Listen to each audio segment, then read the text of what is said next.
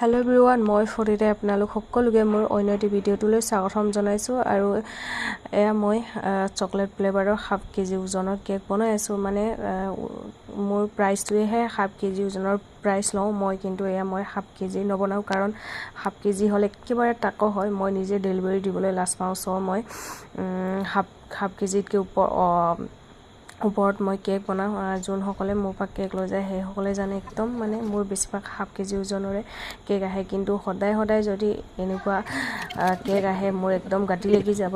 আৰু এয়া হৈছে ফাইনেল কেকটো। এয়া এতিয়া মই বাহিৰত বনাই মেলি ভিতৰলৈ আনিলোগৈ।